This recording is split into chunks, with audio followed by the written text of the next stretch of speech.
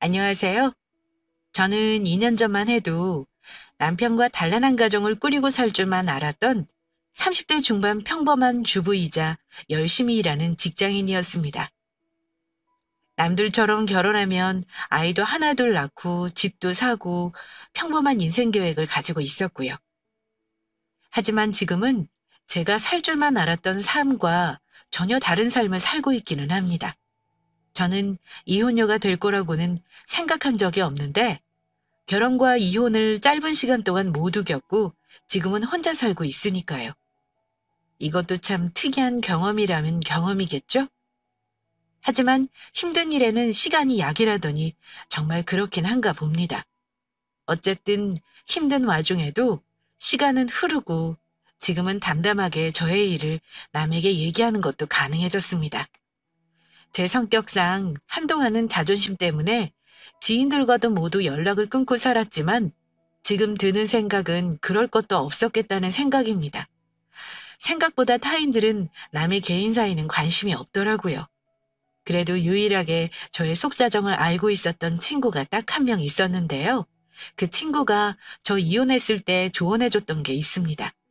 사실 그 친구는 아이까지 있는데 이혼한 선배거든요. 너 아무 준비도 없이 이혼하면 나처럼 애 데리고 나와서 얼마나 막막한 줄 알아? 힘들겠지만 절대 홧김에 이혼하면 안 돼. 이혼은 현실이라고 사람들이 왜 얘기하는 줄 알아? 다 돈 때문인 거야. 나 이혼할 때는 그 인간이랑 한시라도 빨리 갈라서고 싶어서 다 포기했었는데 막상 이혼하고 나니까 한 톨이라도 악착같이 챙길 거라고 후회되더라. 애 없다고 절대 그냥 대충 갈라서지 말라는 거야. 그래, 네 말대로 나중에 후회하기 싫어서 알아볼 거 다 알아보고 그 인간 탈탈 털어주려고 해. 다 알면서 모르는 척 하는 것도 참 고역스럽네. 너는 애까지 있는데 정말 힘들었겠다. 정말 살면서 두 번 할 짓은 아닌 것 같다. 하고 나면 별것도 아니라는 생각이 들 거야. 마음 먹는 게 제일 어려운 거고 너는 마음 먹고 실천하고 있으니까 절반 이상은 한 셈이야. 힘든 거 있으면 나한테 상의하고 절대 너 혼자서 판단하지 말고 꼭 변호사 상담도 받도록 해.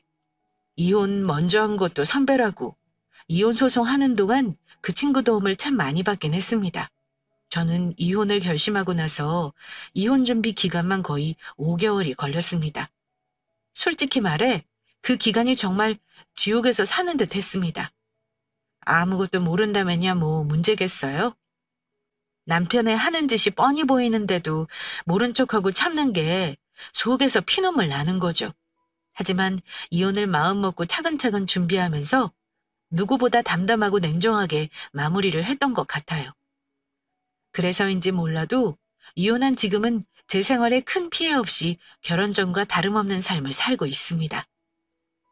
연애 3년, 결혼 2년 차. 저는 그 시간이 결코 짧은 시간이라고 생각하지 않습니다. 그 시간을 저버리고 이혼을 할 수밖에 없었던 건 당연한 말이지만 전 남편의 잘못이었습니다. 이쯤 되면 아마 다들 예상하실 겁니다. 여자가 제일 참을 수 없는 남자의 잘못이 뭐겠어요? 바로 외도입니다. 처음 남편의 외도를 알고 나서 저는 바로 뒤집어 엎지 않고 친밀하게 증거를 수집했습니다. 남편에게 모른 척하는 동안 그 인간이 저를 거짓으로 대하고 연기를 하는 거 보면서 인간에 대한 믿음 자체가 없어지더라고요. 저도 참 바보 같은 게 믿었던 사람에게 뒤통수를 맞고 나니까 그제야 연애 때부터 호구 등신처럼 살았던 게 후회되더군요. 그 인간이 처음에 결혼 준비할 때 늘 하던 말이 뭐였냐면요. 공평하게 결혼하자는 거였습니다. 연애할 때 데이트 비용도 거의 정확하게 반반씩 했어요. 통장에 같이 돈을 모아서 썼고 그 인간은 남자라고 본인이 조금 더 쓰거나 한 적도 없었어요. 말하기 창피하지만 저는 그 흔한 생일이나 기념일에 비싼 선물 한번 받아본 기억이 없습니다. 보통은 연애할 때는 비싼 선물 한 번쯤은 받아본다던데 저는 그러지 못했어요. 지금 생각하면 그 인간이 애초부터 결혼을 전제로 사귄답시고 선수를 쳤던 것 같네요. 우리 데이트 비용 아껴서 결혼 비용으로 쓰자. 길바닥에 쓰는 돈만 합쳐도 꽤나 큰 돈 들걸? 결혼해서 우리 자리 잡으면 내가 너 해달라는 거 다 해줄 테니까 그때까지는 참자는 거야. 얼른 결혼하는 게 돈 아낀다고 생각하지? 나는 여자라고 적게 해오고 남자라고 많이 해오는 것도 좀 웃기다고 생각해. 요즘 주변에 결혼하는 애들은 진짜 합리적으로 하더라. 너나 나나 부모님 도움 많이 받을 수 있는 처지도 아니잖아. 그러니까 결혼은 서로 반반 보태서 최대한 공평하게 하자. 저는 처음에는 전 남편의 말이 참 나름 합리적이라고 생각했습니다. 좋다고 대답은 했지만 반반 결혼하는 게 돈만 반반하는 건 아닌 것 같아서 제가 그랬습니다. 그래, 무슨 말인지 알겠어. 그럼 돈만 반반이 아니고 다른 것도 반반하자는 거 동의하는 거지? 어? 이건 또 무슨 말이야? 다른 것도 전부 반반해야 공평한 거지. 양가 부모한테 하는 것도 반반, 집안일도 반반. 어쨌든 모든 걸 다 반반해야 공평한 거 아니야? 제가 하는 말에 그 사람의 대답은 이랬습니다. 그래, 그래. 네 말이 맞네. 네가 하자는 대로 할게. 그래야 진짜 공평하게 맞지? 그렇게 자신 있게 대답했던 그 인간이 결혼하고 나서 과연 그 말을 지켰을까요? 전 남편은 집이 지방인데다 부모님 두 분이 전부 농사를 지으시는데 아들 장가 간다고 큰돈 해주실 만한 여건이 아니라고 들었습니다. 저희 집도 위로 오빠가 2년 전에 장가 갈 때 하도 털어먹어서 제가 손 벌리기가 너무 죄송스러운 상황이었고요. 하지만 직장 생활 6년 동안 제가 모은 돈이 꽤나 있었습니다. 운 좋게 주식 투자한 게 꽤나 불어나서 원금 대비 300% 넘게 수익 본 것도 있었고요.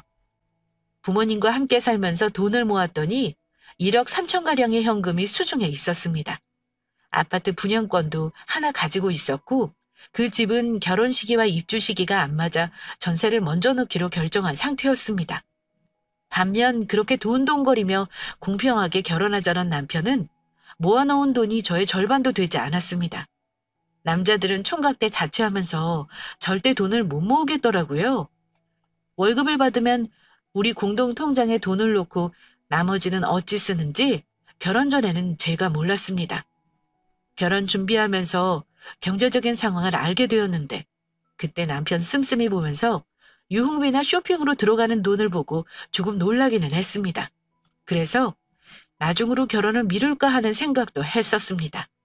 하지만 그 사람이 어떻게든 제가 하는 만큼 마련하겠다며 결혼을 미루지 말자고 우기더라고요.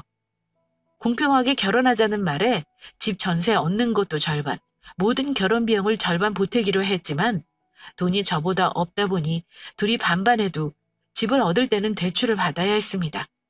제 소유 아파트는 입주 시기가 안 맞아 전세 살다가 집값이 오르면 세입자 내보내고 들어가자고 했는데요. 결혼 준비하면서 제가 분양받은 아파트가 있다고 하니 그 인간이 진짜 로또에라도 당첨된 것처럼 좋아했던 기억이 나네요. 반반 결혼하자고 했던 인간인데 그 집이 자기 거라도 되는 줄 알았을까요? 그 인간은 본인 생각보다 제가 모은 돈도 많고 가진 게 많으니까 더 결혼을 밀어붙였던 것 같기도 합니다. 어쨌거나 결혼은 양가 부모님이 크게 반대하는 것 없이 수월하게 했습니다. 둘 다 멀쩡한 직장 있고 집에 손 안 벌리고 결혼한다니까 굳이 반대할 이유가 없었죠. 게다가 남편은 멀끔한 외모에 언변이 참 좋은 사람입니다.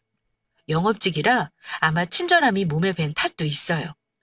어른들이 보기에도 그렇고 남들이 겉으로 보기에는 우리 남편은 와이프한테 정말 다정하고 잘해주는 사람이었을 겁니다. 하지만 결혼하고 나서 공평한 결혼을 외치던 그 인간은 온데간데 없었습니다. 같이 맞벌이를 하지만 남편은 늘 접대와 영업으로 퇴근이 늦는 날이 많은 사람이었습니다. 그러다 보니 자연스레 퇴근이 빠른 제가 집안일을 다 하게 되고 처음에는 도와주던 남편도 어느샌가 손을 슬슬 놓더니 나중에는 제가 혼자 하는 지경에 이르더군요.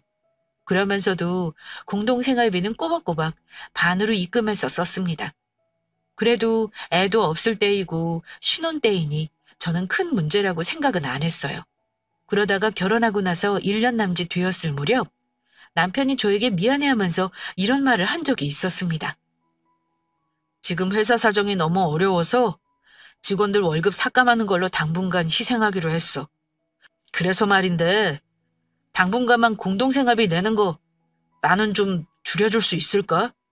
계속 회사가 힘들지 않겠지만 다들 이 정도는 감수해야 한다는 분위기라서 나도 차마 불평을 못하겠더라. 몇 달만 참으면 나아지겠지. 그때까지만 당신도 좀 이해해줘.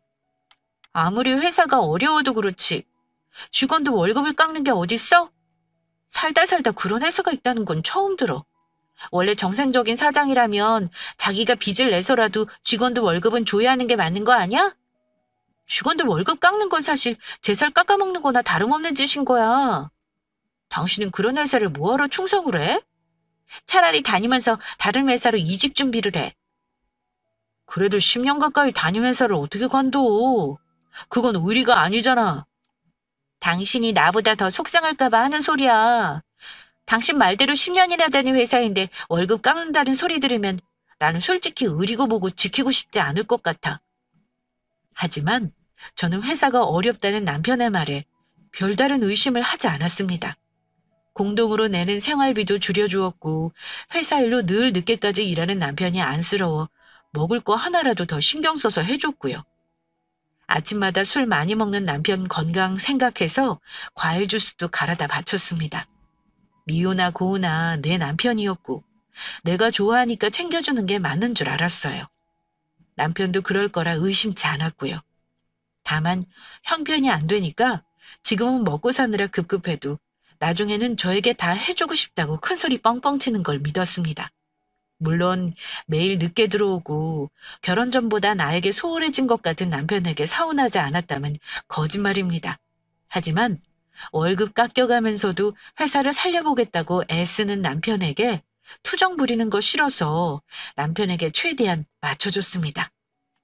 그러다가 제 생일 무렵 저는 남편에게 생일 선물을 받는 대신 끔찍한 진실을 알게 되었습니다.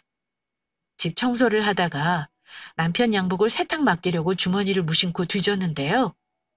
제가 쓴 적 없는 긴 영수증을 발견했습니다. 내역을 봤더니 백화점 영수증이더라고요. 순간 내 생일 선물이라도 샀는가 싶어 기쁜 마음으로 뭘 샀으려나 하고 봤는데 좀 이상한 생각이 들었습니다. 구입 품목은 뜻밖에도 남녀 등산복과 신발, 그리고 제가 쓰지 않는 브랜드의 화장품, 그리고 역시 제가 쓰지 않는 브랜드의 여자 속옷들. 그런데 더 이상했던 건 포인트 적립을 남편 이름으로 한 게 아니라 처음 본 여자 이름으로 했다는 거였습니다. 저와 남편은 평소에 같이 등산을 가본 적도 없었고 화장품이나 속옷도 저 혼자 구입하면 했지 남편이 살 일이 없었습니다. 분명 절 위해서 쓴 건 아니었고 그렇다면 답은 뻔했습니다. 영수증 하나의 느낌이 이상했던 저는 그날 퇴근한 남편이 자는 틈을 타서 새벽에 핸드폰을 뒤졌습니다. 연애할 때부터 늘 서로의 개인적인 생활은 존중했던지라 한 번도 그런 짓을 한 적은 없었는데 마치 나쁜 짓을 하는 것처럼 가슴이 뛰더군요. 핸드폰을 많이 뒤질 필요도 없었습니다. 남편은 제가 본인 핸드폰을 볼 거라고는 전혀 생각을 안 했나 봐요. 모은 메시지와 사진들을 지우지도 않고 놔뒀더군요.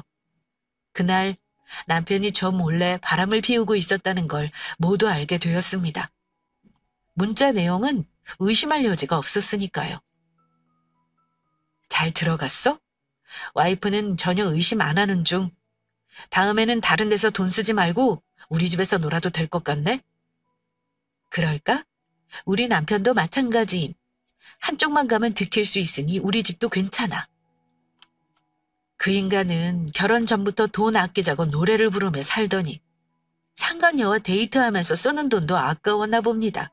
아마 최근 제가 지방 출장으로 집을 몇 번 비운 날이 있는데 그날 둘이 만나서 놀았던 모양이었습니다.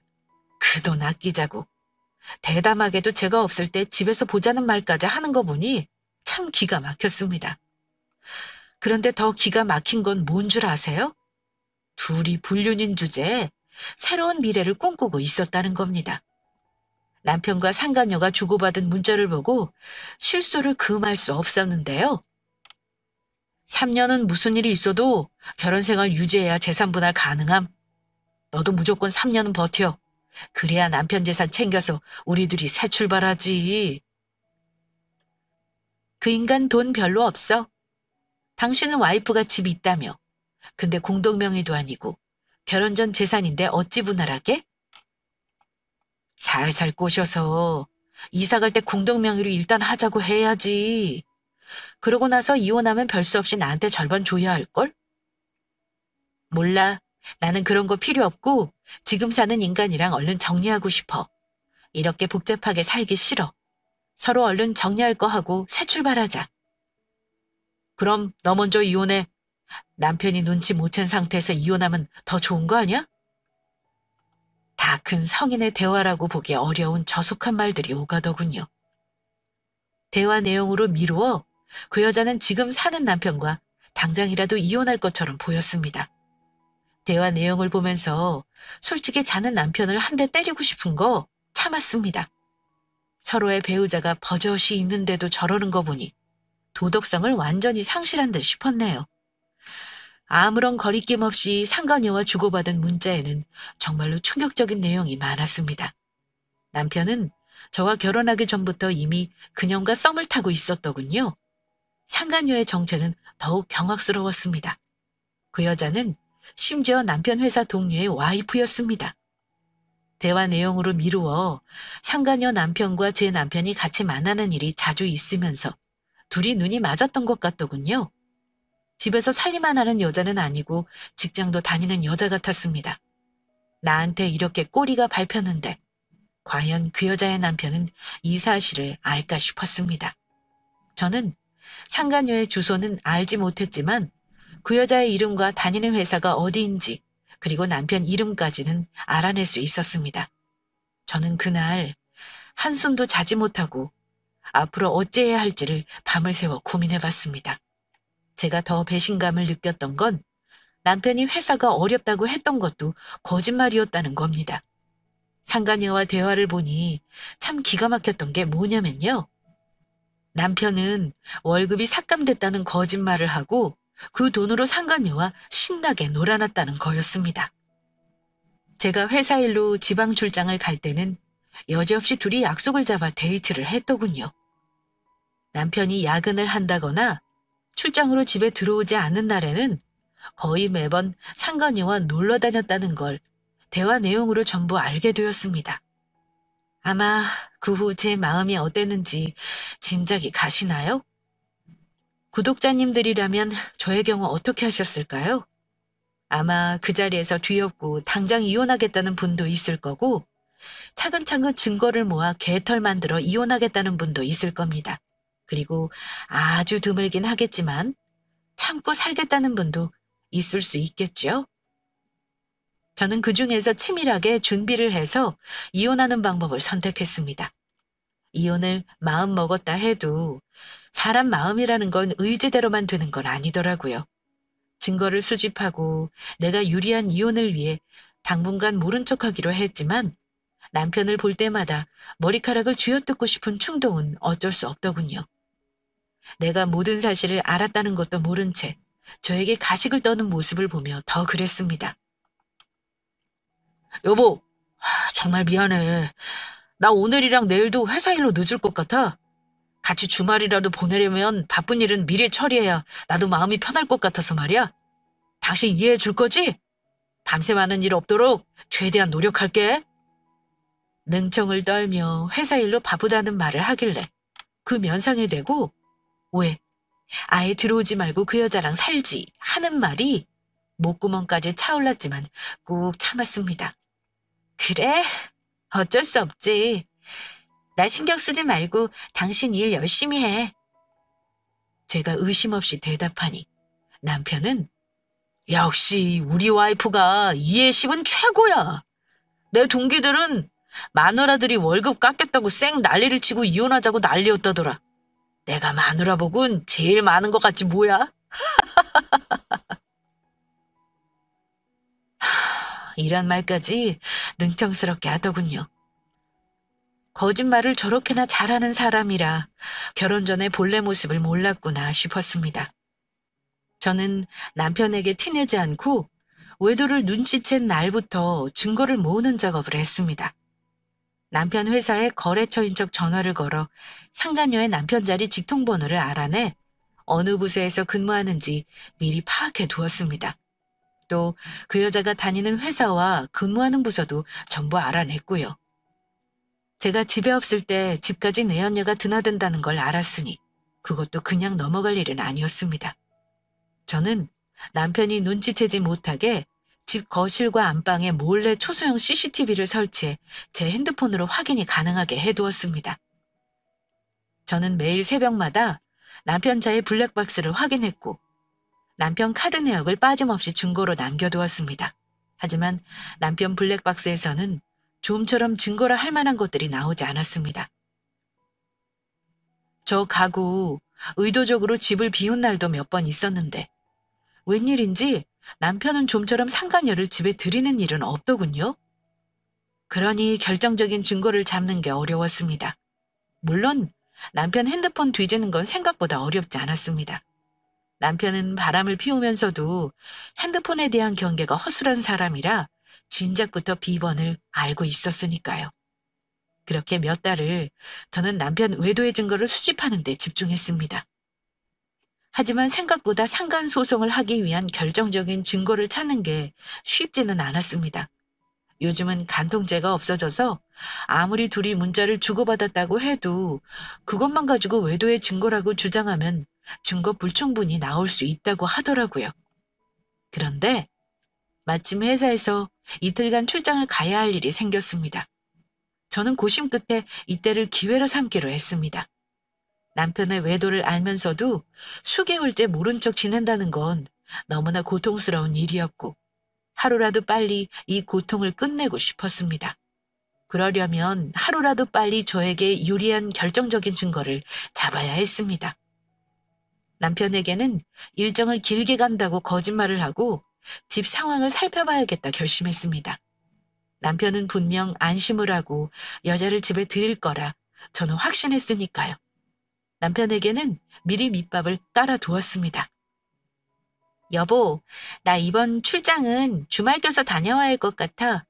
다음 주까진 마무리를 해야 해서 주말에 부득이하게 일정을 잡았지 뭐야? 일요일 오전에 올 거니까 당신 그렇게 알고 있어? 제 말에 남편은 짐짓 저를 엄청 생각한다는 듯 이러더군요.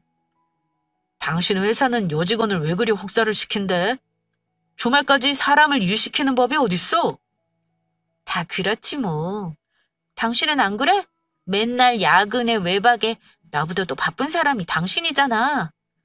하긴 그건 그렇지만 그럼 이번에는 3일이나 집을 비우는 거야? 밥은 당신이 알아서 해먹어. 귀찮으면 나가서 사 먹던가. 남편은 제가 출장을 간다고 하자 겉으로는 아쉬운 척 연기까지 해가며 칭얼거렸지만 저는 그때 보았습니다. 말과 달리 미소가 만연한 그 얼굴을요. 사람 진짜 속마음은 연기할 수 없는 건가 봅니다. 아마 남편은 제가 집을 비우는 동안 상간녀와 만날 공리를 할 게 뻔했죠. 다 알고 있었지만 저 역시 모르는 척 표정을 속이고 출장 가는 짐을 꾸려 아침 일찍 회사로 출근했습니다. 하지만 사실 남편에게 거짓말을 한 부분이 있었습니다. 출장은 3일이 아니라 이틀의 일정이었고 제가 돌아오는 날은 일요일 오전이 아니라 토요일 오후였습니다. 저는 일정을 수행하면서도 틈틈이 핸드폰으로 집 CCTV를 수시로 확인했습니다. 그때의 심정은 뭐랄까요? 결정적인 장면이 걸렸으면 좋겠다는 심정이면서도 막상 내 눈으로 보게 되면 내가 제정신으로 견딜 수 있을까 하는 상반된 감정이 동시에 들었습니다. 그런데 일요일 늦은 저녁 일정을 마치고 쉬고 있을 때 핸드폰을 확인해 보니 집안에 있는 남편과 상간녀가 확인되었습니다. 순간 올 것이 왔다는 생각과 함께 저는 화면 속 상간녀와 남편의 모습을 녹화했습니다. 제가 일요일에 집에 가는 걸 알고 있을 남편은 아주 마음이 편했나 보더군요. 먹을 걸 잔뜩 시켜놓기까지 하는 거 보고 저는 속이 뒤틀리기 시작했습니다. 화가 났지만 한편으로는 차갑게 감정이 정리되더라고요. 그래서 내가 굳이 두 연놈의 불륜을 지켜볼 필요가 있는가 싶은 생각이 들었습니다. 둘이 같이 내 집에 있는 것으로 불륜 증거는 확실했으니까요. 저는 그 다음날 오전에 일장을 마치자마자 집으로 향했습니다. CCTV를 확인해 보니 아직 둘이 같이 있는 게 확실했고 그 여자가 집에서 나올 때까지 기다릴 인내심은 남아있지 않았습니다. 저는 3시간 만에 집에 도착해 문 앞에서 심호흡을 여러 번 했습니다. 이제 정말 끝이 보이는데 왜 그리 내 집 문을 열고 들어가기가 어려웠는지 모릅니다. 제가 비밀번호를 누르고 현관을 들어서는데 안에서 뭔가 후다닥 혼비백산하는 기척이 들리더라고요.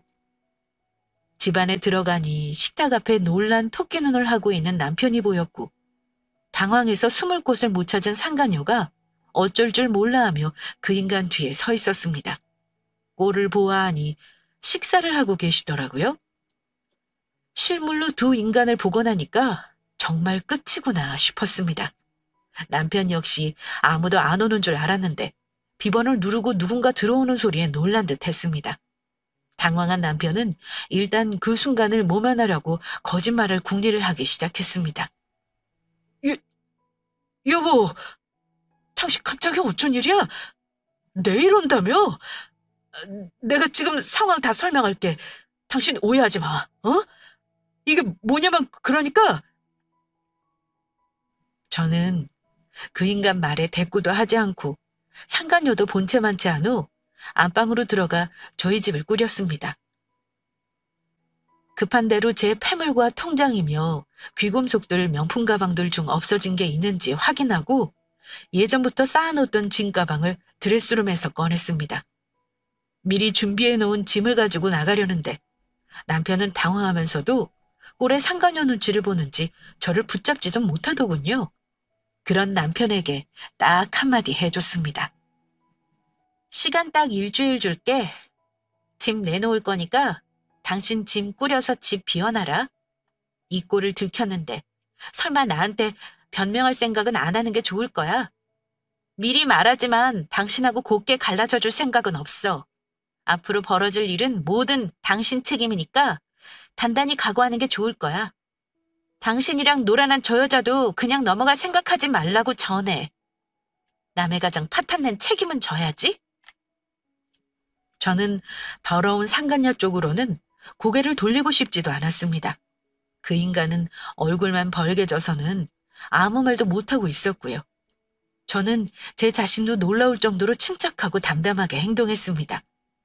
도망갈 기회를 놓친 상간녀는 아예 얼굴을 감출 생각도 안 하고 담담하게 짐을 꾸리는 저를 놀란 듯 보고 있었습니다.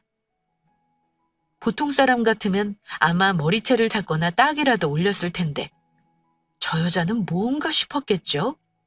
아마 그 여자는 제가 본인 정체를 알고 있다는 걸 잘 모르는 듯 싶었습니다. 저는 굳이 거기에서 제 손에 똥을 묻히고 싶지는 않았거든요. 그런데 그 순간 나가려는 저를 상간녀가 감히 붙잡더군요. 저기 잠깐만요. 어차피 이렇게 막장 돼버린 거 나도 할 말 좀 하죠. 어처구니가 없어서 저는 대꾸도 안 하고 일단 그 여자의 얼굴을 봤습니다. 상간녀는 당혹스러움과 놀람이 섞인 얼굴로 손까지 바들거리며 저에게 묻더군요. 저기 그쪽 남편이 바람을 피웠는데 아무렇지도 않나 봐요? 어쩜 이렇게 태연히 짐을 싸서 나갈 수가 있어요? 혹시 여자 있는 거 미리 알고 포기하겠다는 거면 잘 생각한 거라고요. 어차피 마음 떠난 남자 붙들고 있어서 뭐 하겠어요? 같은 여자로서 너무 안 됐다 싶어 얘기해주는 거예요. 설마 우리들이 집에 있었다고 외도 증거니 뭐니 주장할 생각을 안 하는 게 좋을 거예요. 그래봤자 간통죄 없어져서 결정적인 증거 안 되는 거 알죠? 상간녀 상대 안 하고 나가려고 했는데 저를 붙잡고 뻔뻔한 소리를 하는 거 보고 순간 화가 치밀어 오르더라고요. 화는 나는데 너무나 이 상황이 기가 막히니까 웃음이 나는 거예요.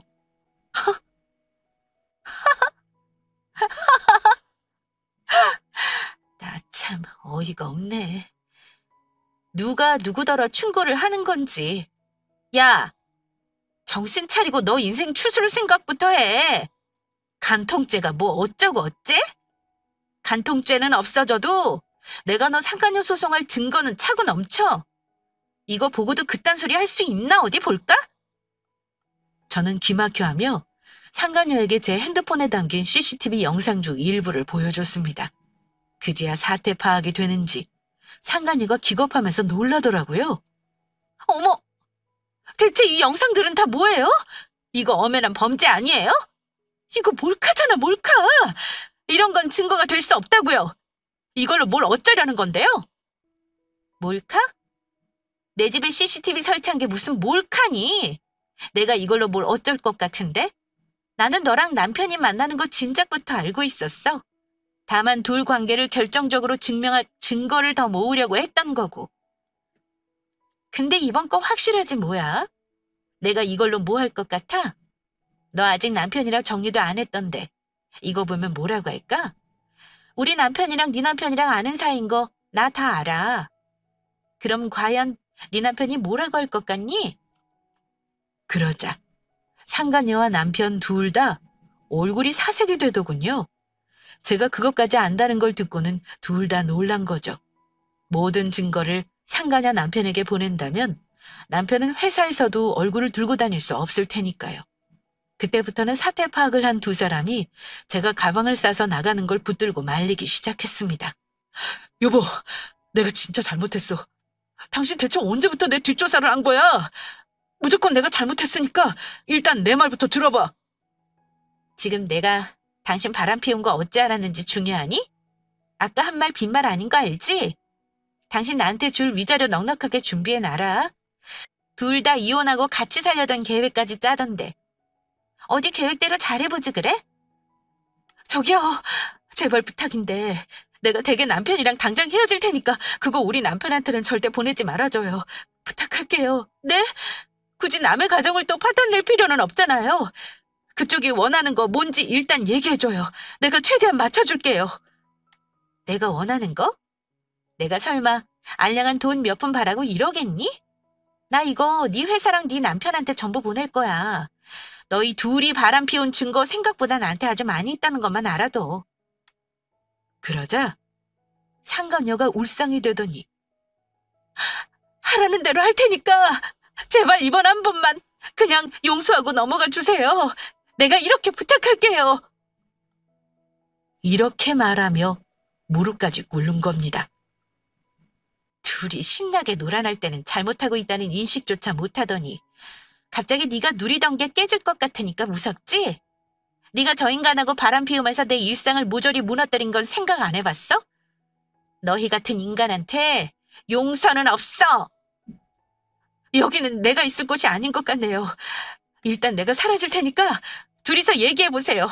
도훈 씨, 당신 와이프가 우리 남편한테 절대 연락 못하게. 그렇게 하면 나나 당신은 끝장이야. 상간녀는 그 와중에도 내 입단속을 시키라는 당부를 하며 옷을 챙겨들더니 허겁지겁 내 집을 도망치듯 나가버렸습니다. 꽁지 빠지게 도망가는 거 보니 헛웃음이 나오더군요. 이런 실랑이가 무슨 의미가 있나 싶었던 저는 애걸복걸하며 붙잡는 남편놈의 발을 뿌리치고 그 집을 나와버렸습니다. 남편놈이 나가란다고 나갈 인간도 아니었고 이혼 소송을 하면서 한 집에서 그 인간을 마주칠 자신은 더더욱 없었습니다.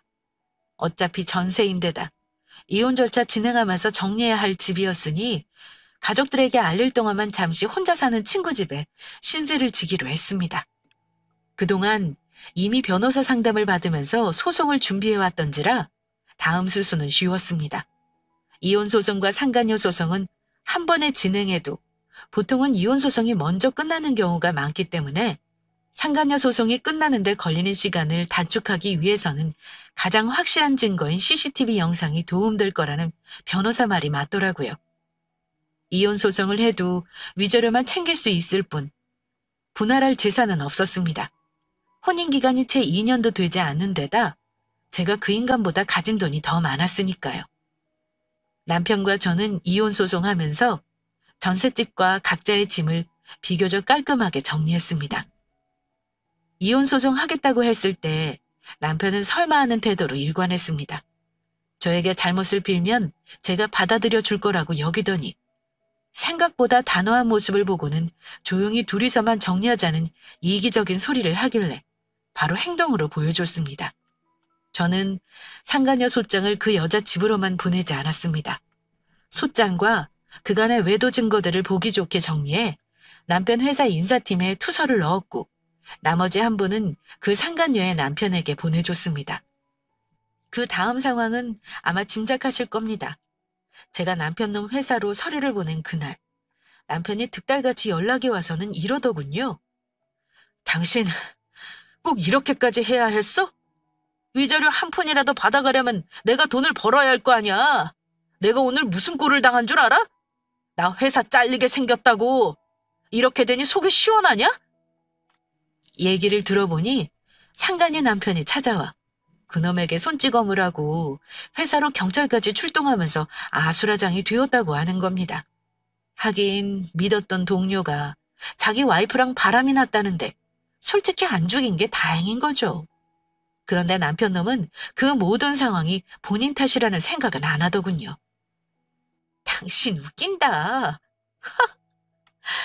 당신 회사 잘리고 그냥 남편한테 얻어터진 게 왜 내 잘못인데?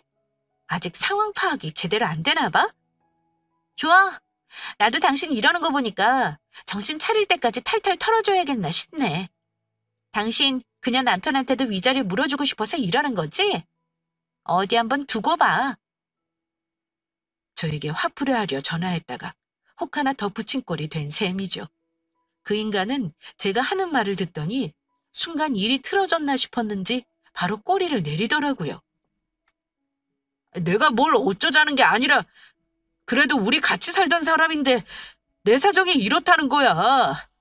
당신 하자는 대로 위자료 주고 이혼까지 하게 될 텐데 내 밥벌이까지 위협하는 건 좀 아니다 이거지. 굳이 나까지 소송 휘말리게 하지 말아줘.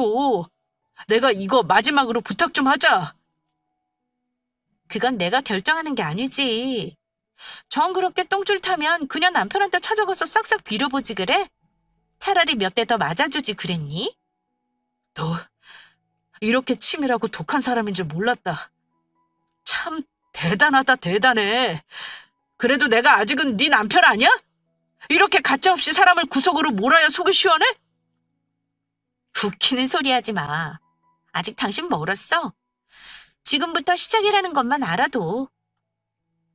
끝까지 반성이라고는 없고 자기 손해보는 것만 따지는 그 인간을 보면서 참 허탈하기까지 하더라고요. 내가 왜 이런 모습을 못 보고 결혼했나 싶고 오히려 이런 모습을 빨리 알게 돼서 내 인생 더 시궁창에 처박지 않아 다행인가 싶기도 하면서 마음이 참 복잡했습니다. 그 후 이혼 소송은 남편의 유책 배우자로 인정되어 제가 요구하는 대로 판결이 잘 나왔습니다. 집은 다행히 소송 중에 빠져서 보증금을 제가 보탠 거 챙길 수 있었고요. 위자료도 챙겨받았습니다. 이혼하고 몇 달 지나서인가 한 가지 기억나는 일이 있긴 합니다. 그 인간이 한 번 연락이 왔었는데요. 또 무슨 소리를 짓거리는지 드러나 보려고 했는데 저한테 이러는 겁니다. 나한테 상간남 소송이 들어왔어. 근데 위자료를 그놈이 4천을 요구하더라. 자기 와이프가 나한테 갖다 바친 돈까지 내놓으라면서 말도 안 되는 소리를 하잖아. 당신 전화해서 얘기 좀 해주면 안 될까? 나 돈 없다고 말이야. 내가 지난 일은 사과할게. 마지막 부탁이라 생각하고 한 번만 들어주라. 진심으로 용서를 빌어도 용서 안 해줄 판인데 참 끝까지 한심하더군요. 내가 그 사람 연락처를 어찌 알겠어? 너랑 그년이랑 대출을 받아서라도 위자료는 줘야 할걸? 둘이 이혼하고 합친다 그러지 않았나? 둘이 결혼해서 같이 갚으면 되겠네. 상간남 상간녀 커플이니 천생연분이겠다. 나한테 다시는 연락하지 말고 니들 업보는 각자 갚어. 대답도 듣지 않고 전화를 확 끊어버린 게 그 인간과의 마지막 통화입니다. 이혼 소송하고 석 달 후에 상간녀 소송 판결 나면서 그년에게 2천만 원의 위자료를 받았고 저는 두 인간과의 악연을 모두 정리할 수 있었습니다. 저는 상간녀 남편과는 한 번도 직접적인 연락을 한 적이 없었지만 그 심정이 어땠을지는 짐작이 갑니다. 저와 마찬가지로 절대 바람 피운 배우자를 받아들일 수 없었을 겁니다. 그러니 저처럼 이혼하고 상간남 소송까지 했겠죠. 그 인간은 회사도 제 발로 나왔다고 듣긴 했습니다만 뭐하고 먹고 사는지는 모르겠네요. 바람 피운 년과 결혼할 것처럼 굴더니 각자 상간소송 당하면서 헤어진 것 같더군요. 남의 가슴에 대못 박은 두 인간이 잘 산다면 그건 또 화나는 일이다 싶네요. 2년의 시간이 흐른 지금 저는 평범한 일상을 살고 있고 위자료 받은 것과 가지고 있는 돈으로 회사 근처의 조그만 아파트에 살고 있습니다. 내년쯤에는 제가 분양받아 놓은 아파트로 들어가서 살까 하고 고민하고 있고요. 아주 평온하게 지내고 있습니다. 부끄러운 이야기지만 이렇게 제 사연을 보내려 결심한 건 사실 이유가 있습니다. 그건 바로 이혼을 하려는 주부님들이 저의 경우를 거울 삼아 절대 홧김에 준비 없는 이혼을 하지 않길 바라는 마음에서입니다. 똑똑한 결혼이 있듯이 이혼도 똑똑하게 하는 방법이 있다는 거 꼭 기억하셨으면 해요.